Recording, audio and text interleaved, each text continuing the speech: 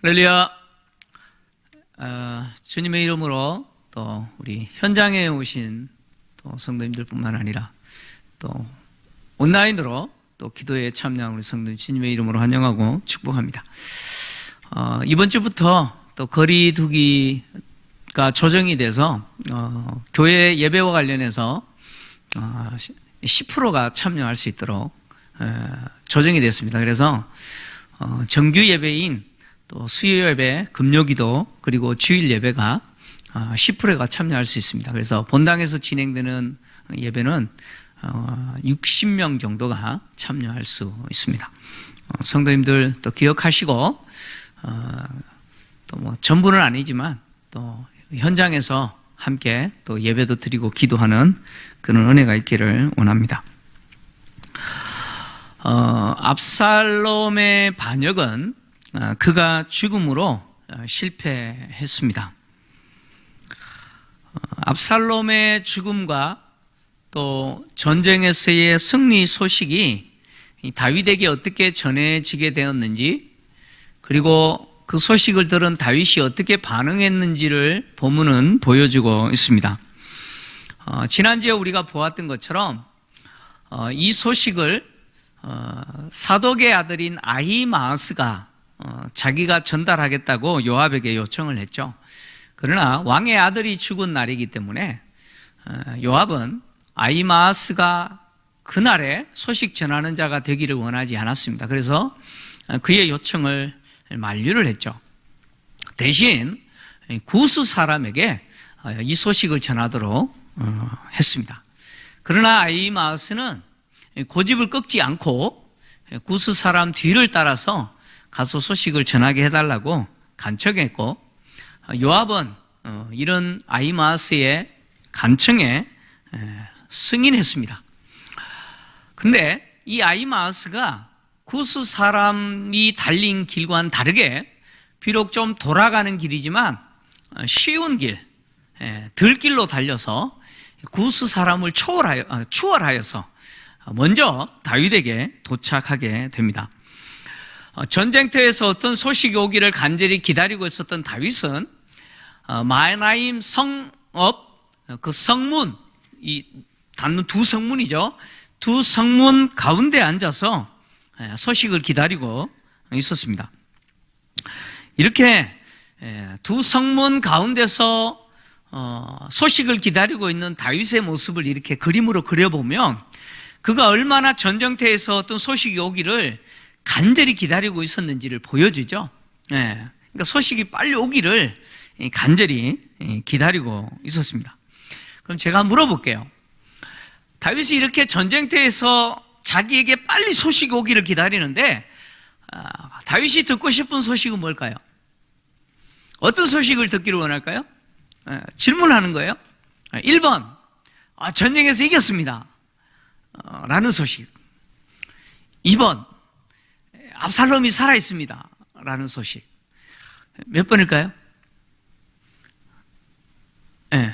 다윗은 어떤 소식을 기다리고 있어요? 사실 이 두 가지 다입니다. 이 두 가지 소식 다 기다리고 있는 거예요. 전쟁에서 이겼다는 소식뿐만 아니라 이왕이면 누구도 살아있기를 원해요? 압살롬이 안전히 살아있다라고 하는 이 소식 기다리죠. 이 두 가지 소식을 다 기다리고 있지만 사실 이 두 가지 소식 가운데 다윗의 마음에 더 쓰이는 소식은 뭘까요? 전쟁에서 이겼다는 소식이 아니고 압살롬이 어떻게 됐을까 하는, 압살롬의 생사에 관한 소식이 다윗의 마음에 더 쓰이는 것이었습니다. 이제 메신저를 통해서 다윗이 소식을 들을 때 보여주는 반응을 보면 다윗이 전쟁에서 이겼다라고 하는 소식도 정말 기다렸지만 그것보다 더 중요하게 여겼던 게 뭐예요? 압살롬에 대한 소식이라는 것이 드러납니다. 파수꾼이 성문 위층으로 올라가서 이렇게 살폈을 때 파수하는 거죠. 혹시 소식이 오는지 안 오는지, 메신저가 달려오는지 안 오는지. 뭐 당시에 뭐 핸드폰 했겠어요? 뭐 전화기 돌렸겠어요? 메신저가 뛰어오는 거예요. 소식을 전하는 자들이 오는지 이렇게 멀리 보고 있는데 마침 한 사람이 달려오고 있어요. 그래서 파수꾼이 한 사람이 달려오고 있다고 다윗에게, 왕에게 보고를 합니다. 그랬더니 다윗이 한 사람이 달려오고 있다면 그가 뭘 가지고 있느냐? 소식을 가지고 있을 거다. 근데 이 소식이라고 하는 단어가 성경 전체에서는 어떤 의미로 쓰였느냐면 나쁜 소식을 이야기하는 게 아니라 좋은 소식을 이야기합니다. 비록 좋은 소식이라는 말은 하지 않았지만 좋은 소식을 의미합니다. 그러니까 무슨 이야기냐면 지금 사실 소식을 전하기 위해서 메신저가 2명이 달려오잖아요. 네. 2명이 달려오고 있는데 2명이 가지고 있는 이 소식은 좋은 소식이에요? 나쁜 소식이에요? 네? 그 마스크 썼다고 그냥 침묵하고 계시지 마시고, 좋은 소식이에요? 나쁜 소식이에요? 좋은 소식이죠. 전쟁에서 승리했다는 소식 아닙니까? 그래서 반란군을 다 제압했다, 반란을 진압했다라고 하는 좋은 소식이잖아요. 그리고 또 이 반란의 우두머리인 압살롬을 죽였습니다. 압살롬이 죽었습니다. 우두머리가 죽었습니다. 라고 하는 소식은 사실 좋은 소식이죠. 좋은 소식입니다. 그러니까 이 2 메신저가 달려오고 그 가지고 있는 소식은 좋은 소식이에요. 그럼에도 불구하고 다윗에게 있어서는 이 소식이 나눠지죠. 전쟁에서 이겼다라는 소식은 좋은 소식이죠. 그건 기쁜 소식이에요. 근데 반란의 우두머리였던 압살롬이 죽었다라고 하는 소식은 다윗에게 있어서는 무슨 소식이에요? 예, 비극적인 소식이죠. 예, 비극적인 소식입니다. 어쨌든 다윗은 한 사람이 달려오고 있다라는 보고를 듣고는 그 사람에게 있어서 좋은 소식을 가지고 있을 거라고 하는 기대감을 갖고 소식을 가지고 있을 거라고 말을 한 거죠. 근데 파수꾼이 또 보니까 한 사람이 또 달려와요. 네, 한 사람이 또 달려오고 있다라고 보고를 했죠. 그러자 다윗이 그도 소식을 가지고 있을 거다. 네. 그도 어떤 좋은 소식을 가지고 있을 거다, 그런 이야기입니다. 근데 파수꾼이 점점 가까이 오고 있는 그 2 사람이 지금 달려오고 있는데 앞선 자를 보니까 누구처럼 보이느냐? 사독의 아들, 제사장 사독의 아들 아히마스의 다름질처럼 보입니다. 이렇게 보고를 해요. 이 파수꾼이 아히마스의 다름질을 알아봤다라고 하는 것은 아히마스를 파수꾼이 잘 알았다, 그런 의미 되겠죠. 사람들이 있잖아요. 달리기를 할 때 보면 다 각자가 폼이 달라요. 똑같은 사람 있을까요? 없습니다. 실제로 육상하는 사람 외에 그냥 저기 운양동의 그 수변공원이나 이렇게 한번 이렇게 뛰는 분들을 한번 보십시오. 다 틀려요. 다 틀립니다. 그러니까 늘 같이 뛰어보는 사람들은 멀리서 이렇게 뛰는 거 모습 보면 벌써 누군지 알아요, 몰라요? 알죠? 그러니까 파수꾼의 입장에서는 아히마스를 잘 아는 사람이었던 것 같아요. 그래서 뛰어오는데 보니까 아히마스 같아요. 근데 이 파수꾼이 그를 잘 알았다는 의미도 되겠지만 지금 파수꾼이 앞선 자의 다름질이 아히마스의 다름질과 같습니다라고 보고한 것은 앞에서 아히마스가 구스 사람보다 늦게 출발했지만 들길로 달라서 앞서갔다라고 보고했잖아요. 그 보고한 것이 파수꾼의 입을 통해서 뭐예요? 증명된 거죠. 앞에 달리는 사람이 누구라고요? 늦게 출발했던 아히마스가 실제로 다윗 앞에 먼저 도착했다라고 하는 것을 이 파수꾼의 입을 통해서 증명해 주는 거예요. 자, 이렇게 먼저 다윗에게 도착한 아히마스에 대해서 다윗이 뭐라고 평가하느냐? 그는 좋은 사람이기 때문에 좋은 소식을 가져올 거다, 이렇게 평가를 합니다. 다윗이요, 아히마스에 대해서 뭐라고 평가하느냐? 좋은 사람이라고 평가합니다. 좋은 사람. 우리 현장에 오신 분들이 옆뒤 한번 보세요. 한번 보세요. 우리 예배를 같이 드리고 있는 분들 혹시 혼자가 아니라 2분이 같이 드리시면 옆에 한번 보세요. 너무 잘하는 사람이죠? 잘 알아요? 근데 그 잘하는 그분은 여러분에게 어떤 사람이에요?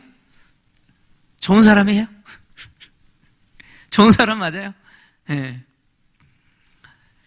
자, 다윗이 아히마아스에 대해서 뭐라고 평가하느냐? 그는 좋은 사람이래요. 다윗이 뭐 때문에 아히마아스를 좋은 사람이라고 평가했느냐? 잘 몰라요. 모릅니다. 근데 우리가 추측할 수 있는 것은 뭐냐면 평상시에 아히마아스와 다윗과의 관계에서 다윗은 아히마아스에 대해서 어떤 평가를 갖고 있었냐? 저 사람은 좋은 사람이다 라고 하는 평가를 가졌다는 거예요.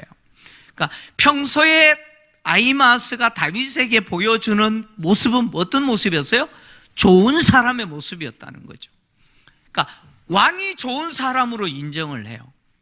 여러분 대단하지 않습니까? 누가 인정했다고요? 왕이 인정을 해요. 왕이 좋은 사람이라고 인정을 해요. 인정을 해요. 자, 다윗에게 있어서 아히마아스가 왜 좋은 사람일까? 잘 모르지만 일단 성경 속에 나온 관계에서 봤을 때는 아히마아스에 대해서 다윗이 굉장히 신뢰하죠. 그래서 그를 압살롬으로부터 어떤 일에 대해서 자기에게 소식을 전달해주는 메신저로 삼았잖아요. 예루살렘에서 일어나는 일에 대해서 다윗에게 알려주는 메신저의 역할을 하도록 했잖아요. 그만큼 뭐예요? 신뢰한다는 거 아니겠습니까? 그렇잖아요. 믿지 못할 사람이면 어떻게 그 일을 맡기겠어요? 실제로 또 아히마아스는 예루살렘에서 아히도벨의 모략 후세가 알려줬을 때 그 모략을 누구에게 전달하는 역할을 했어요? 다윗에게 전달하는 역할을 했잖아요. 발각되어서 생명의 위협을 느꼈을 때도 불구하고 어떻게든 간에 다윗에게 그 소식을 전하여서 광야에서 요단을 건너가게 만들었잖아요. 자기의 생명을 던지면서까지 다윗이 자기에게 맡긴 그 메신저의 역할 충성했잖아요. 그러니까 다윗이 봤을 때 아히마아스는요 정말 좋은 사람이죠. 그리고 특히 아히마아스는 자기에게 있어서 좋은 소식만 전해주는 사람으로 다윗은 판단한 거죠. 그리스도인들과의 관계 속에서 어떤 이미지를 보여주느냐 굉장히 중요합니다. 성도 간에 저분은 좋은 분이야 라고 이미지를 보여주는 거 굉장히 중요하죠. 근데 성도와의 관계뿐만 아니라 세상과 관계에서도 그리스도인들은 항상 어떤 사람이어야 되느냐? 좋은 사람이라고 하는 이미지를 보여줘야 돼요. 근데 안타까운 것은 오늘날 우리 대한민국 사회에서 그리스도인들, 예수 믿는 사람들 그러면 세상 사람들이 어떤 그림을 그려요? 어떤 그림을 그립니까? 저분들 좋은 사람 이런 이미지 있어요? 그런 이미지가 없어요 지금. 이기적이고 자기만 생각하고 욕심쟁이고 이런 어떻게 보면 아주 부정적이고 안 좋은 이미지들이 우리 안에 있어요. 세상 사람들이 볼 때 우리를 그렇게 보는 안타까움이 있죠. 이거 빨리 회복해야 돼요. 교회가 세상에 선한 영향력을 미치기 위해서는 그리스도인들은 좋은 사람들이다. 좋은 사람들이다. 무슨 이야기냐면 뉴스에 사기치고 속이고 그야말로 세상 사람들에게 있어서 비난받을 짓 해서 화면에 등장하는 사람들이 그리스도인이다. 이거 안 되는 거죠 이제는. 그렇지 않습니까? 우리 스스로가 이제는 세상에 대해서뿐만 아니라 사실 하나님과 나와의 관계에서 하나님이 나를 평가할 때 어떻게 평가해야 되냐? 좋은 사람으로 평가를 해야죠. 직장에서 그리스도인들이 상사에게 인정받는 사람이어야 돼요. 저 친구는 믿을 만하다. 다른 사람 다 나 속여도 저 친구는 안 속인다. 이런 신뢰가는 사람이어야 되잖아요. 이런 사람이 그리스도인이어야 됩니다. 그러니까 아히마아스가 그런 사람이라는 거예요. 다윗에게 있어서 아히마아스는 항상 좋은 소식을 전하는 사람, 내가 신뢰할 수 있는 사람, 이런 사람이었다는 거죠. 그래서 아히마아스는 좋은 소식을 가져올 거라고 다윗은 기대했죠. 다윗은 아히마아스를 통해서 전쟁에서 또 이겼다는 소식을 듣게 됩니다. 아히마아스는 어떻게 하느냐? 먼저 다윗 왕에게 평강하옵소서 이렇게 외치죠. 샬롬이라고 외칩니다. 이거는 굉장히 중요합니다. 지금 다윗 상황에서 샬롬이 없잖아요. 그잖아요? 이 전쟁터 아닙니까? 샬롬이 없는 상황이 전쟁 아닙니까? 전쟁이 중단되고 전쟁이 멈춘 상태가 샬롬이잖아요. 그러니까 끝났다는 거죠. 전쟁에서 이겼다는 거죠. 이제 평강하옵소서 그러면서 하는 행동이 얼굴을 땅에 대요. 얼굴을 땅에 댔다라고 하는 것은 왕을 최고로 높이는 거죠. 자기를 가장 낮추는 겁니다. 더 이상 낮출 데가 없죠. 얼굴을 땅에 대는 거예요. 얼굴이 땅에 대는 겁니다. 그러면서 하는 말이 왕의 하나님 여호와를 찬양하리로소이다. 그의 손을 들어 내 주 왕을 대적하는 자들을 넘기셨나이다. 넘겨주셨다. 이렇게 이야기합니다. 왕을 대적하는 자들을 하나님이 손을 들어 넘겨주셨다. 이스라엘이 전쟁터에 나갈 때 선지자들이 이 전쟁에서 승리한다라고 하는 하나님의 약속을 선포할 때마다 하나님이 넘겨주셨다라는 표현을 사용하죠. 그러니까 하나님이 넘겨주셨다라고 하는 말은 이 전쟁에서 다윗의 군대가 승리했다라는 것이죠. 그래서 이 전쟁에서 승리하게 된 것은 소수의 다윗의 군대가 게릴라전을 잘했기 때문이고 탁월한 어떤 전술이 있었고 용맹했기 때문이 아니라 하나님이 이기게 하셨다는 거예요. 그래서 하나님을 찬송하리로소이다. 하나님을 찬양하겠다는 거죠. 그러면서 이 전쟁에서 승리가 하나님이 하신 겁니다. 하나님이 이기는 은혜를 주셨다라고 고백했습니다. 이것은 아히마아스의 믿음이죠. 믿음입니다. 실제로 다윗과 압살롬의 군대는 비교할 수 없는 군대죠. 비교할 수 없어요. 전력을 비교해보면 게임이 안 됩니다. 그럼에도 불구하고 소수의 다윗의 군대가 대군인 압살롬 군대와 전면전을 벌여서 대승을 냈다? 이거는 하나님이 하시지 않고는 할 수가 없죠. 그래서 에브라임 수풀에서 싸울 때 칼에 죽은 자보다 그 수풀에서 죽은 자가 더 많다라는 것은 바로 이 전쟁이 하나님이 싸우셨다는 거죠. 근데 다윗에게 있어서는 이 전쟁에서 이겼다는 소식도 중요하지만 사실 더 마음이 있는 것이 압살롬이죠. 그래서 이 젊은 압살롬에 대해서 묻습니다. 젊은 압살롬은 잘 있느냐? 이 젊은이라고 하는 말은 제가 앞에서 한번 이야기한 것처럼 결혼하지 않는, 성인이 되지 않는 사춘기 청소년을 지칭하는 단어가 이 젊음이라는 단어입니다. 그러니까 결혼하지 않고 성인이 되지 않는 청소년을 지칭하는 단어인데, 지금 압살롬은요 청소년이 아니에요. 아들 셋, 딸 하나 뒀잖아요. 장성한 아이입니다. 장성한 어른이에요. 그런데도 불구하고 다윗이 지금 압살롬에 대해서 물을 때 젊은 압살롬, 이렇게 물은 것은 아버지 눈에 보인 압살롬은 비록 성인이지만 여전히 뭐예요? 철없는 아이처럼 보이는 거죠. 뒤에서 또 다루겠습니다만은 여전히 아버지가 보호해 줘야 될 대상이라는 거죠. 그랬은 것 같아요. 자녀가요 아무리 나이가 먹어도 부모의 입장에서 보면 여전히 뭐예요? 어려요. 저희 큰애가 이제 고3에서 졸업을 이제 하는데, 며칠 전에 그 병무청에서 뭐 하나 날아왔어요. 병무청에서 뭐 하나 날아왔어요. 그래서 이게 뭔가 봤더니 이제 군대 가기 전에 남자들은 뭘 해야 되냐면 신체 검사를 받아야 돼요. 그러니까 신검이라고 그러죠. 그 신체 검사 받으면서 과거에는 그 뭐 이렇게 매겼잖아요. 1등급, 2등급 뭐 이런 식으로 해가지고 1급, 2급 이렇게 매겨서 현역 가느냐 아니면 뭐 이렇게 과거에는 방위라 그랬잖아요. 요즘 공미교원이라 그러죠. 뭐 이런 어떤 신체 검사를 해서 이제 군대를 결정하는 거죠. 그거 받으라고 이렇게 나온 거예요. 그러니까 무슨 이야기냐면 이제 성인이 된 거예요. 근데 아버지 눈에 봤을 때 뭐예요? 참 아직도 어리네. 어린애예요. 예, 어린애예요. 그래서 그러잖아요. 예, 70 넘은 아들이 외출할 때 90 넘은 아버지가 그러잖아요. 얘야 차 조심해라 그러죠. 못 들으셨어요? 예, 저희 할아버지께서 저희 큰아버지에게 늘 하신 말씀이에요.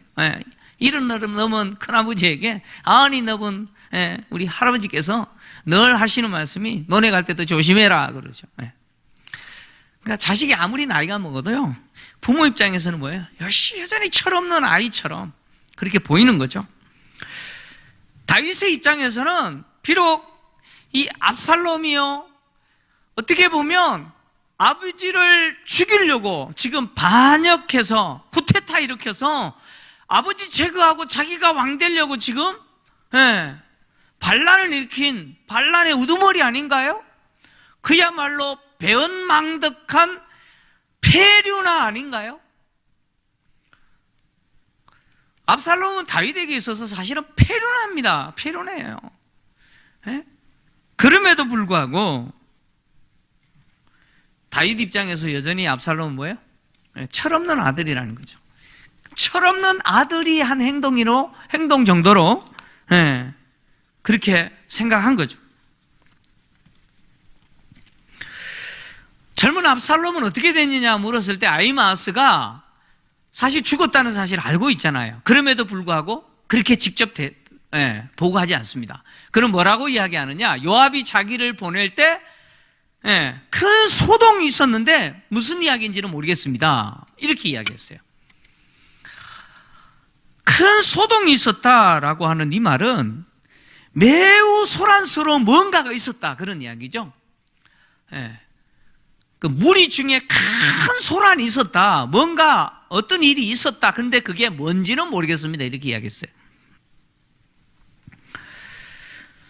어떤 사람은 아히마아스가 거짓말했다 이렇게 말할 수 있는데 아히마아스의 입장에서는 이렇게 대답할 수밖에 없었다라는 것을 우리 좀 이해를 해야 됩니다. 아히마아스는 어쨌든 간에 다윗에게 좋은 소식을 전하는 자이죠. 그리고 또 아히마아스가 다윗이 그렇게 간절히 기다렸던 그 소식이 아닌 압살롬이 죽었다라고 하는 소식을 전하게 되면 다윗이 받게 될 그 상처, 그 충격, 이미 요압을 통해서 들었고 압니다. 그래서 아히마아스는 직접 압살롬이 죽었다고 이야기하지 않고 뭔가 일은 있는 건데 모르겠습니다 이렇게 이야기한 거죠. 왜? 이제 구스 사람이 뒤에 이어서 오면 압살롬이 죽었다는 소식을 누가 듣게 돼요? 다윗이 듣게 됩니다. 다윗은 듣게 돼요. 그래서 이제 아히마아스가 다윗에게 압살롬 죽었다라고 이야기하지 않고 뭔가 큰 소동이 있었는데 그게 무슨 이야기인지는 모르겠습니다 이렇게 말한 것은, 어떤 사람은 비판적으로 이렇게 이야기합니다. 아히마아스가 상 받는 일에 눈멀어서 그렇게 이야기했다 이렇게 또 비판하는 분들도 있어요. 뭐 그럴 수도 있어요. 근데 또 어떤 분들은 아히마아스가 이렇게 이야기한 것은 이제 구스 사람을 통해서 압살롬이 죽었다라고 하는 소식을 듣게 되었을 때 다윗이 받게 될 그 충격을 조금 완화했다 이렇게 말하는 분들도 있어요. 이게 무슨 이야기냐면 다윗 입장에서 압살롬은 살아있을 거야 라고 하는 생각만 하고 있는데 압살롬 죽었습니다 라고 했을 때 받게 되는 그 충격과 한번 비교해 보세요. 근데 아히마아스가 뭔가 일은 있었던 것 같은데 뭔지는 모르겠습니다 라고 하면 둘 중에 한 가지 아니겠어요? 압살롬에 대해서 무슨 일이 있는데 살할 수도 있고 뭔가 압살롬에게 안 좋은 일이 있을 수도 있겠다라고 하는 짐작은 할 수 있잖아요. 그래서 압살롬에게 어떤 일이 일어났을 수도 있겠다라고 하는 짐작을 하고 있을 때 압살롬 죽었습니다 라고 말하실 때 받게 되는 충격, 이 두 가지를 비교해 보면 똑같아요 라고 할 수도 있겠지만 사실 엄격히 따지면 달라요. 압살롬은 살아있을 거라고 하는 그 기대가 강한 상황에서 죽었습니다 했을 때 받는 충격은요 하고 뒤로 넘어지죠. 근데 뭔가 불행한 일이 있을 수도 있다라고 이미 생각하고 있는 상황에서 그런 소리를 들었을 때, 그 소식을 들었을 때 그 충격은 어느 정도 흡수가 된다는 거예요.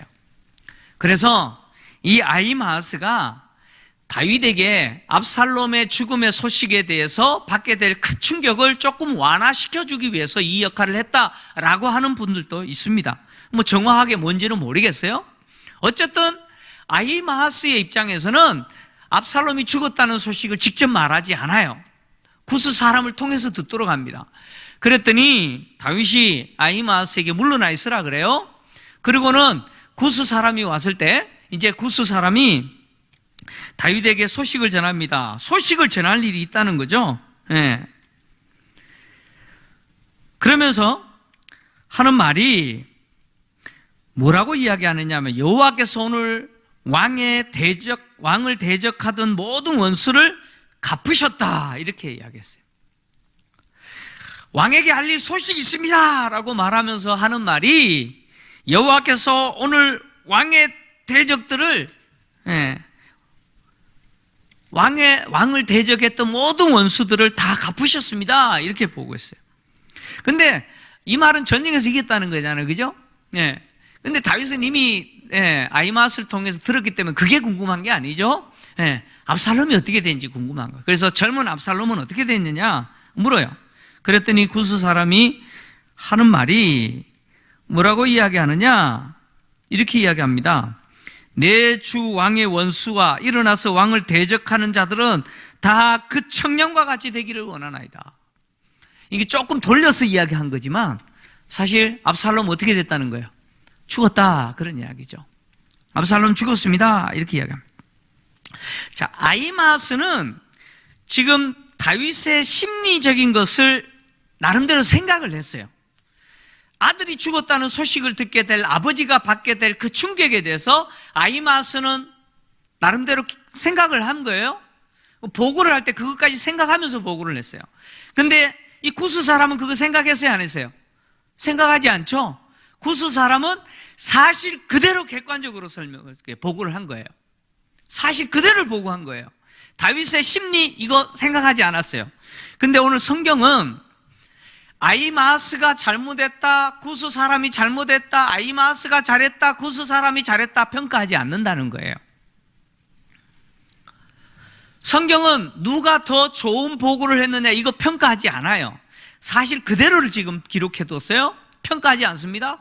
근데 성경이 말하고 있는 것은 뭐냐면 이 보고를 받은 다윗이 어떻게 반응했느냐 여기에 포인트를 둔 거죠. 다윗이 보여주고 있는 그 반응에 성경은 포인트를 두고 지금 이야기를 하고 싶은 거예요. 자, 압살롬이 죽었다라는 소식을 구스 사람을 통해서 들었는데 그 소식을 들었을 때 다윗이 보인 반응은 뭐냐면 마음이 심히 아팠다고 이야기합니다. 마음이 심히 아팠다. 이 심히 아프다라고 하는 이 히브리 단어가요, 이 라가즈라고 하는 동사인데, 라가즈라고 하는 히브리어 동사인데, 이 동사는 무슨 뜻이냐면 떨다, 진동하다 그런 뜻입니다. 그러니까 이게 문자적인 의미로 해석하면 땅이 흔들렸다 그런 뜻이에요. 네. 이 라가즈라는 단어는 문자적으로 해석하면 땅이 흔들리다 그런 뜻이에요. 근데 이게 사람에게 적용이 되면 내면의 깊은 곳에 뿌리를 둔 감정으로부터 나오는 동요를 이야기합니다. 그러니까 지금 다윗이 압살롬이 죽었다라고 하는 소식을 듣는 순간 다윗의 깊은 내면에서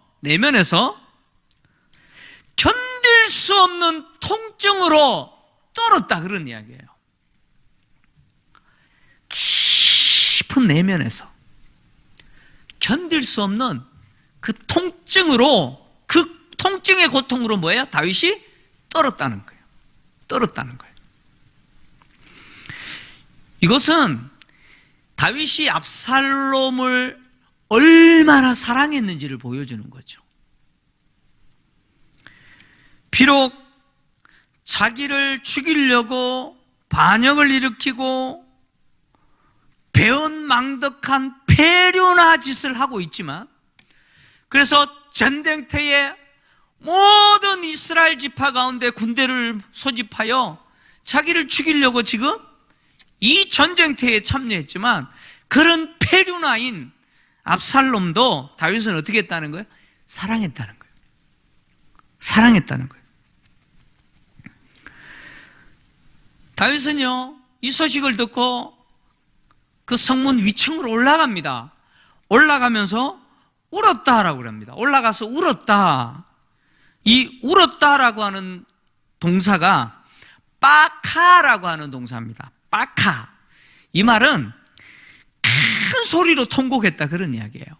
이 빠카라고 하는 이 동사가 창세기에서 누구에게 사용되냐면 아브라함의 아내가 누구죠?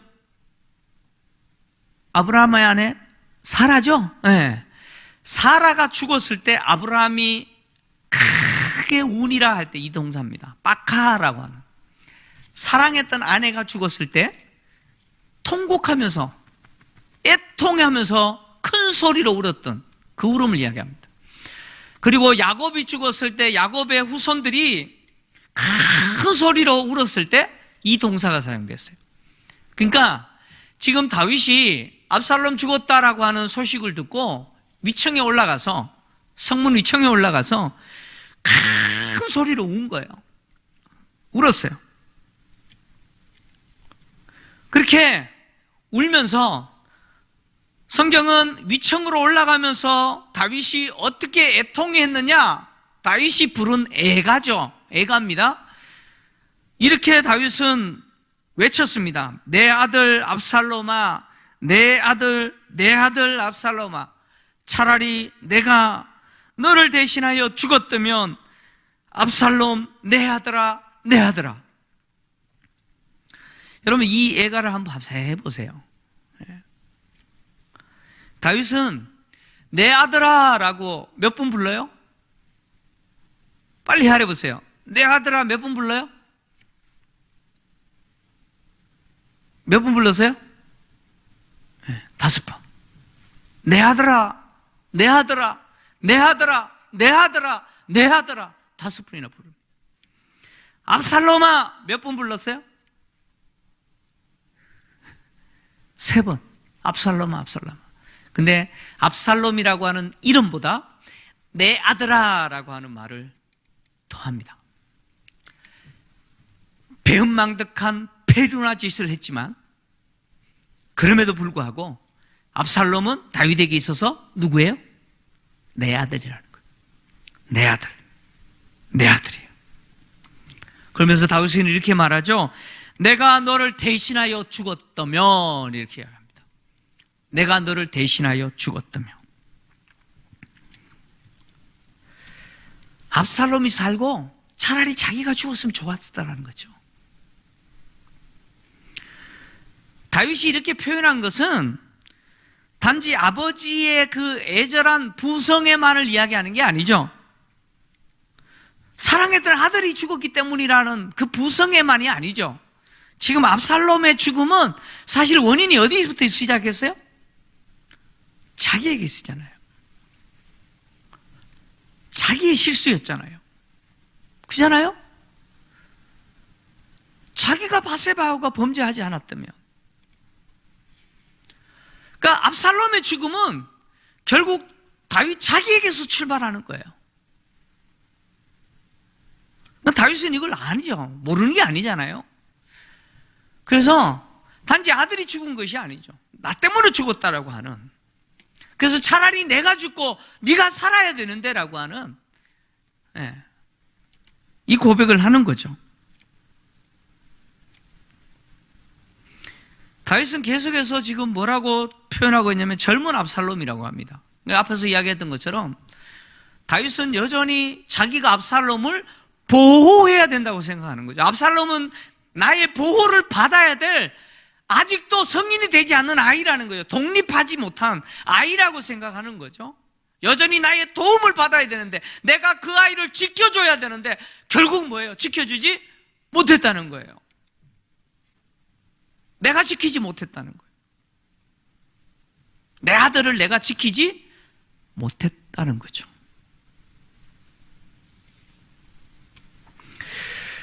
지금 압살롬이 죽었습니다라고 하는 소식을 딱 듣는 순간 다윗에게 있어서는 전쟁에서 이겼습니다.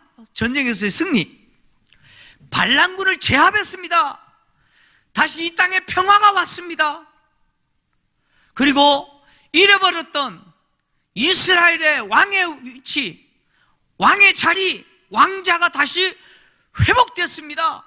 라고 하는 것 의미 있어요, 없어요?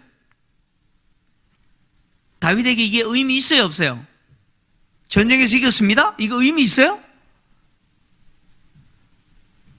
이 땅에 다시 평화가 왔습니다. 잃어버렸던 왕의 위치, 왕의 자리 다시 회복되었습니다. 당신이 여전히 왕입니다. 이거 다윗에게 의미가 있어요? 의미가 없는 거예요. 이 순간 압살롬이 죽었다는 소식을 듣는 그 순간 다윗에게 있어서는 사실 다 잃어버린 거죠. 아무것도 의미가 없습니다. 다 잃어버린 거죠.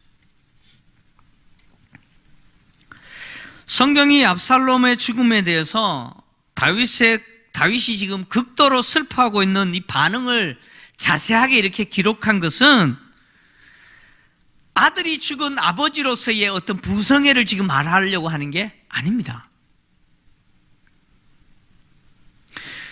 다윗은 자신을 배신하여 반역했을 뿐만 아니라 지금 자기를 죽이려고 전쟁터에 군대를 몰고 온 그 아들을 어떻게 했다는 거예요? 미워했어요?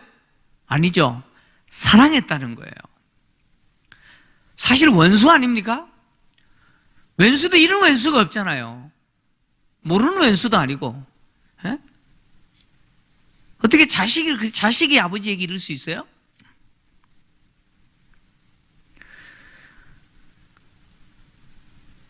그 아들을 다윗은 사랑했다는 거예요. 그 아들의 생사가 다윗에게 있어서는 전쟁에서의 승리보다 더 중요했다는 거죠. 이것이 이 다윗의 마음이었는데 사실 성경이 이것을 말하는 것은 누구의 마음이냐? 이것이 하나님의 마음이라는 거예요. 하나님의 마음이라는 거예요. 압살롬이 다윗에게 보여주고 있는 이 모습은요, 사실 이스라엘이 하나님에 대해서 보여주고 있는 모습이죠.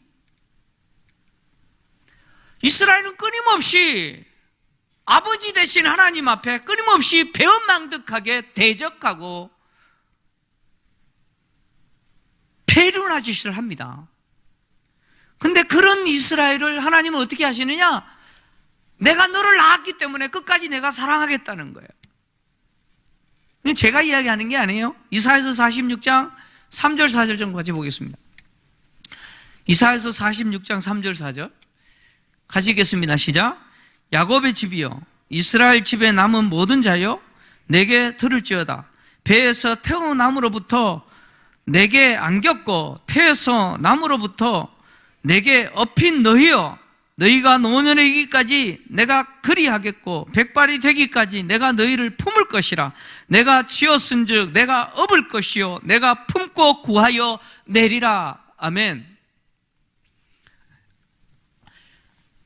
태어나면서부터 안겼고 업혔던 이스라엘, 끊임없이 하나님을 대적하고 하나님을 떠나고 하나님 앞에 해서는 안 될 몹쓸 짓 하면서 배은망덕하게 페르나짓 했던 이스라엘 아닙니까? 아들로서 아버지를 반역하고 아버지를 죽이기 위해서 군대를 동원하고 이렇게 하는 것은 아들로서 해서는 안 될 페르나로서 죄 아닙니까? 근데 이스라엘이 하나님 앞에서 그렇게 한 거예요. 그럼에도 불구하고 하나님이 이렇게 말씀하시죠. 태어나면서 안겼고 업혔던 너를 내가 끝까지 포기하지 않겠다는 거예요. 노년을 이기기까지 내가 여전히 너를 안을 것이고 내가 여전히 네가 백발이 될 때까지 내가 여전히 너를 업을 것이다. 내가 너를 품고 구원하리라, 건져내리라. 이것이 하나님의 약속 아니에요? 배은망덕한 이스라엘에서 보여주고 있는 이 하나님의 사랑, 결국 우리에게 보여준 사랑 아니에요? 이스라엘이 하나님 앞에 보여주고 있는 이 배은망덕이 사실 우리의 모습 아니었어요? 다윗이 전쟁에서 승리하고 자신을 배신한 아들이 죽었다고 하는 거 기뻐하지 않는 것처럼 하나님 역시 하나님이 지으시고 하나님이 낳으신 하나님의 사람들이 하나님 없이 하나님 떠나서 배은망덕하게 하나님 대적하면서 살아가는 그 모습 보면서 하나님 기뻐하시지 않는 거죠. 그렇게 배은망덕하면서 망해가는 인간들에 대해서 하나님은 그것을 기뻐하시지 않는 분이에요. 다윗은 내가 죽고 네가 살았으면 이렇게 말했지만 다윗은 자신의 그 배은망덕 한 아들을 대신해서 죽어주지 못했지만 그러나 하나님은 어떻게 하셨어요? 그 배은망덕한 페르나지 됐던 우리를 대신해서 죽어주신 분이 하나님 아니신 거예요. 우리를 살리시기 위해서 대신 죽어주신 거잖아요.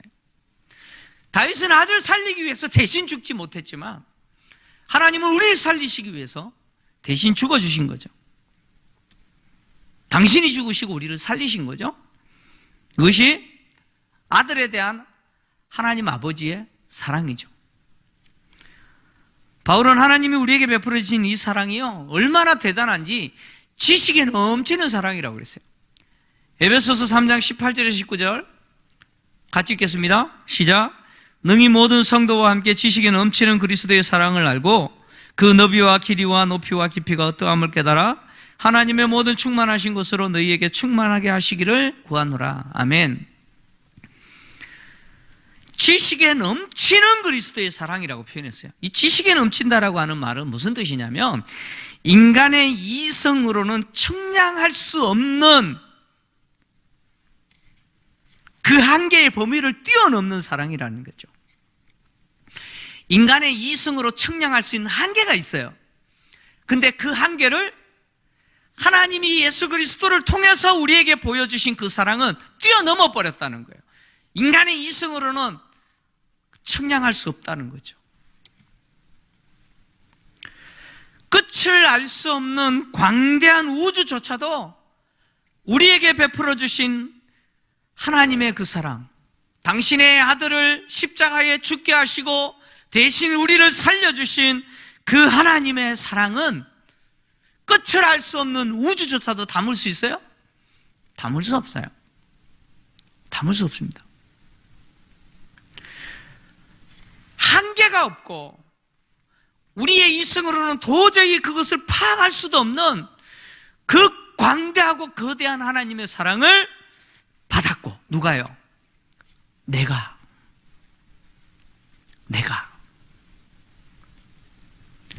받았고 가졌고 그 사랑을 깨달았다는 거죠.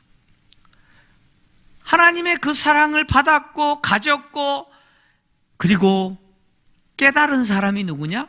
바로 저와 여러분 그리스도인들이죠. 그 하나님의 사랑을 깨달은 사람이 그리스도인입니다. 그리스도인은요 하나님의 그 어마어마한 사랑을 받은 사람이고 그 사람에 매여 사는 사람이 그리스도인 아닙니까?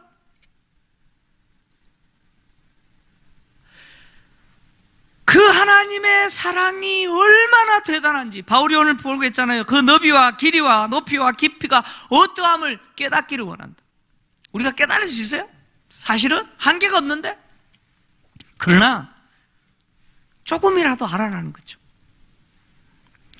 그 하나님의 사랑을 알 때 비로소 우리가 하나님과 관계에서 뭐예요? 비로소 내가 바로 설 수가 있는 거죠. 삐뚤어졌던 나의 삶이 하나님을 향하여 바로 정렬될 수 있는 거죠. 내 중심적으로 나의 이익만을 위해서 살았던 나의 그 비뚤어진 어긋난 삶이 하나님의 그 사랑이 무엇인지 조금이라도 알게 될 때 비로소 다시 제 위치를 찾을 수 있는 것이죠. 2021년 한 해 동안 우리 사랑하는 성도 여러분, 많은 기도 제목이 있지만 이런 기도 제목이 여러분들의 또 저를 비롯하여 우리의 기도 제목이기를 원합니다. 하나님, 그 하나님의 사랑을 내가 깨닫기를 원합니다.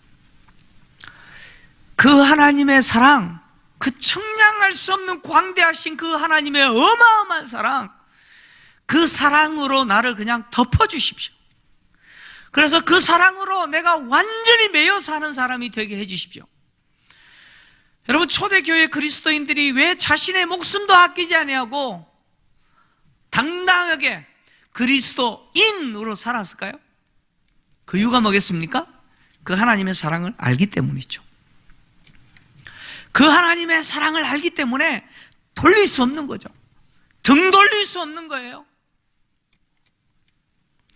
아무리 이 시대가 힘들고 우리가 사는 환경이 처절하게 나를 힘들게 만들어도 여러분, 그거보다 더 위대한 것이 그리스도의 사랑이에요. 그리스도의 사랑, 이 사랑을 아는 자만이 하나님이 우리 한 사람 한 사람 바라보시면서 갖고 계신 그 기대와 그 소망대로 나를 위한 것이 아니라 이제는 하나님을 위해서 나 자신을 기꺼이 드릴 수 있는 삶을 살게 될 줄 믿습니다. 한 해 동안 이 하나님의 사랑에 매여서 살아가는 저와 여러분 되시기를 주의 이름으로 축원합니다.